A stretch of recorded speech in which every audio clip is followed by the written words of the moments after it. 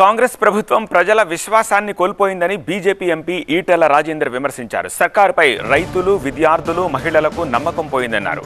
BRS కాంగ్రెస్ను కాదని ప్రజలు బీజేపీ వైపు చూస్తున్నారన్నారు.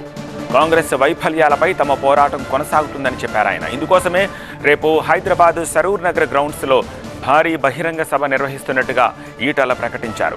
సీఎం రేవంత్ వ్యాఖ్యలపై రేపటి సభలో సమాధానం చెప్తా ఉంటున్నారు ఈటెల. రేపటి సభ ఉద్దేశాలను టీవీ9కు వివరించారు ఈటెల రాజేందర్. మా సీనియర్ కరస్పాండెంట్ ఎలేందర్ మరిన్ని డీటెయిల్స్ అందిస్తారు.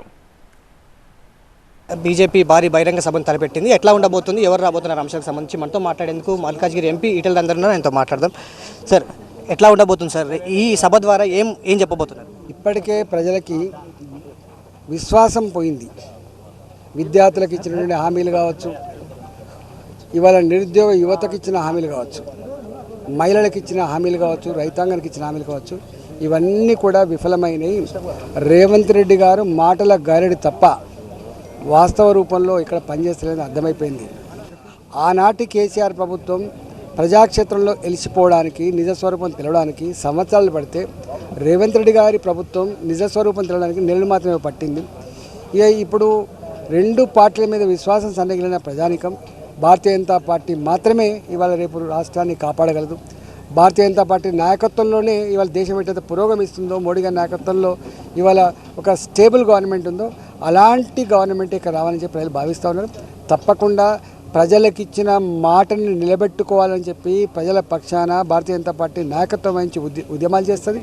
రాబోయే కాలంలో ప్రజలు చైతన్యవంతం చేసి తప్పకుండా ఇక్కడ ఎగిరే జెండా భారతీయ జనతా పార్టీ జెండా ఉంటుంది. రేపు ఎట్లా ఉండబోతుంది సార్? షెడ్యూల్ ఎట్లా ఉండబోతుంది? ఎలాంటి స్పీచెస్ ఉండబోతుంది? కాంగ్రెస్ పార్టీ ప్రకటించిన మేనిఫెస్టో అమలైన తీరు మీద పూర్తి స్థాయిగా 9 రోజుల పాటు ఏ సమ్మర్లు జరుపుకుంటున్నారో, 9 రోజుల పాటు ఏ రేవంత్ రెడ్డి గారి ప్రజాక్షేత్రంలో అనేక రకాల అడమైన మాటలు చెప్తుండ్రో అవన్నిటికీ రేపు సమాధానం. నిన్న జరిగినటువంటి ఇష్యూని బీజేపీ ఎట్లా చూస్తుంది? ఎందుకంటే రెండు పార్టీలు పరస్పరం మాటలు కావచ్చు, కేసెస్ వరకు, కొట్టడం వరకు కూడా వెళ్తున్నట్టు. ఇవన్నీ డ్రామా కంపెనీ. ప్రజలు ఏం కోరుతున్నారంటే మా సమస్య మీద కొట్లాడండియా బాబు, మీరు ఒకరికొకరు పరస్పరం ఇట్లాంటి చేసుకొని డ్రామా కంపెనీ కాదు. రైతుల రుణమాఫీ మీద కొట్లాడండి, మహిళలకు ఇచ్చిన 2,500 రూపాయలు కావాలని చెప్పి కొట్లాడండి, 4,000 రూపాయల పెన్షన్ మీద కొట్లాడండి, ఇలా 5 లక్షల రూపాయల విద్యార్థికి ఇచ్చే కార్డు మీద కొట్లాడండి. ఇవాళ దీని మీద కొట్లాడమంటే గివేం డ్రామాలని చెప్పి అనుకుంటారు. వాళ్ళు అట్లాంటి పని చేసిండు, ఇవాళ వీళ్ళు కూడా అట్లాంటి పని చేస్తారు. ఏ పార్టీని మిగిలియద్దని చెప్పి కేసీఆర్ కూడా అప్పుడు ఎమ్మెల్యేలందరూ తీసుకుపోయిండు. ఏం జరిగింది? ఎమ్మెల్యేలందరూ ఒకదిక్కు అయిపోయినారు, ప్రజలందరూ ఒకదిక్కు అయిపోయినారు. మళ్ళీ ఇవాళ అదే తప్పు రేవంత్ రెడ్డి కూడా చేస్తున్నాడు. మాకు టచ్లో ఉండాలని. ఏమవుతుంది రేపు ప్రజాక్షేత్రంలో? బిడ్డ నీ జాగిరి కాదు బిడ్డ, ఇది మా జాగిరు, తాత జాగిర్లాగా చేయొద్దని చెప్పి రేపు ఆనాడు గవర్నమెంట్కి ఎట్ట గుణపడని చెప్పి వీళ్ళకి కూడా కట్టే గుణపడని చెప్తారు. ఈ ఒక పార్టీలో గెలిచి ఇంకో పార్టీ తీసుకొని ఏదో సంఖ్యను చూపించుకుంటే వాపు తప్ప బల్పు కాదు. వీడియో జర్నలిస్ట్ బాలకృష్ణతో ఎలేందర్ రెడ్డి, టీవీ9 సరూర్ నగర్ నుండి.